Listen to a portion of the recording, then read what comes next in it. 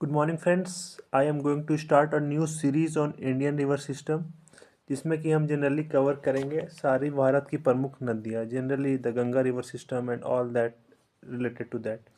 So from beyond that, I will just want to make a intro video generally in which I will cover terminology. Generally कुछ word हम इसमें cover करेंगे जो कि हमारे future lecture में help करेगी। तो देखते हैं, आज की पहली हमारी वर्ड है ड्रेनेज। तो जानते हैं ड्रेनेज क्या होता है। तो ड्रेनेज को सिंपली अगर हम बोले तो एक फ्लो ऑफ वाटर है, ठीक है। पानी का एक बहाव है जो कि एक स्पेसिफिक चैनल को फॉलो कर रहा है, ठीक है।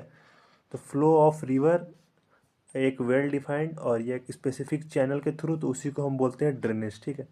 और ये एक है तो ड्रेनेज बोलेंगे, एक चैनल है। और ये बहुत सारे अगर चैनल हो जाएंगे तो उनको हम ड्रेनेज सिस्टम बोलेंगे। जैसे कि इंडियन ड्रेनेज सिस्टम में बहुत सारी रिवर आती है, जैसे गंगा हो गई, ब्रह्मपुत्र हो गई। तो ये सारे रिवर को मिला देंगे ना, तो फिर एक बना वो फॉर्मेशन करेगा जिसे बोलते हैं ड्रेनेज सिस्टम। तो ड्रेनेज और ड्रेनेज सिस्टम में अंतर समझ गए, और दोनों में क्या होता है, दोनों का मतलब। चलिए, तो हमारा थर्ड टर्मिनोलॉजी है पेरेनियल। पेरेनियल और एक है इफेमेरल। तो पेरेनियल रिवर क्या होता है, हिंदी में अगर हम इसे एक वर्ड में बोले तो सदाबहार रिवर, ठीक है। जनरली इरिस्पेक्टिव ऑफ सीजन, इसको सीजन से कोई फ़र्क नहीं पड़ता, ये हमेशा इसका फ्लो इसका हमेशा रहेगा, ऑलवेज।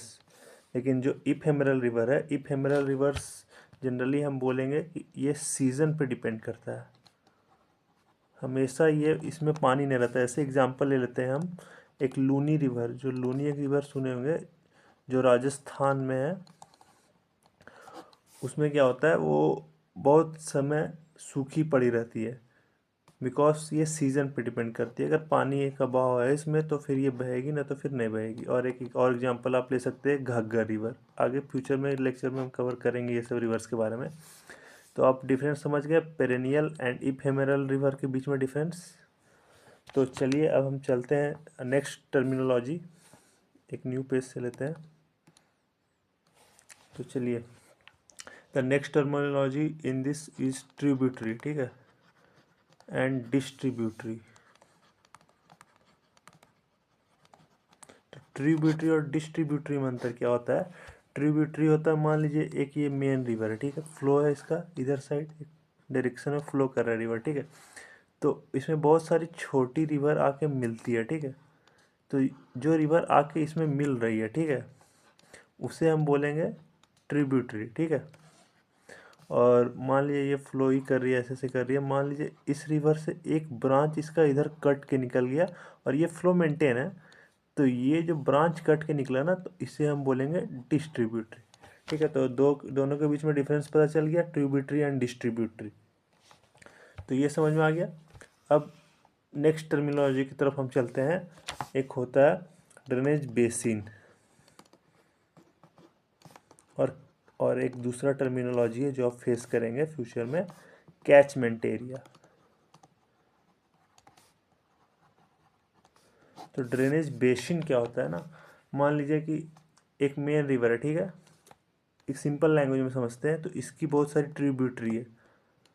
तो अगर हम बोले, मान लीजिए ये रिवर का नाम गंगा है, ठीक है, और हम बोले कि इसकी ड्रेनेज बेसिन आप बताइए, ठीक है।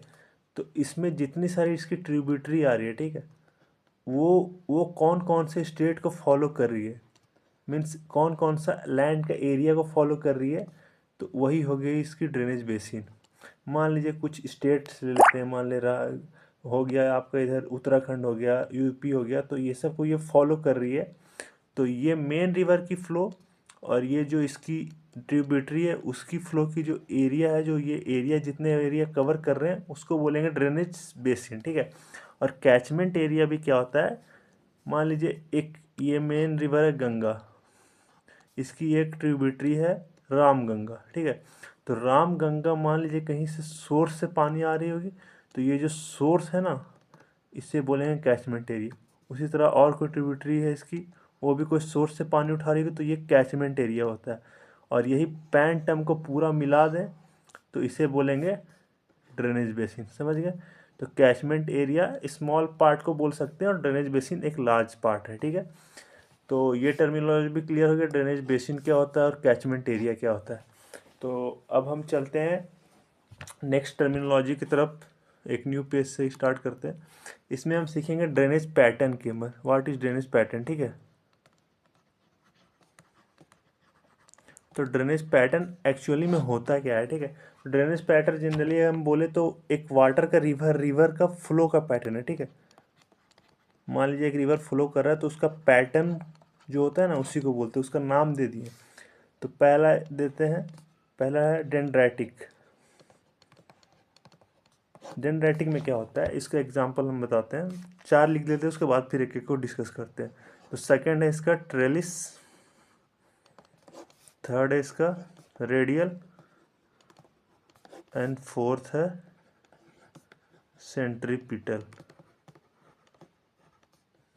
तो चलिए डेंड्राइटिक देखते हैं। ठीक है, तो डेंड्राइटिक को ऐसे समझ सकते हैं, एक ब्रांच ऑफ ट्री है। ठीक है, ऐसे एक ट्री का ब्रांच है और इसमें ऐसे करके ऐसे करके ऐसे ऐसे ऐसे करके फ्लो कर रही है। तो जनरली जिस तरह ट्री का ब्रांच रहता है ना उसी तरह इसका फ्लो रहता है। और ऐसे आप डेंड्रॉन्स पढ़े होंगे नर्व सेल का एग्जांपल में, तो ये उसी तरह रहता है। ठीक है, तो इसको बोलते हैं डेंड्राइटिक पैटर्न। जनरली ये आपको नॉर्दर्न प्लेन की रिवर्स में मिलेंगी।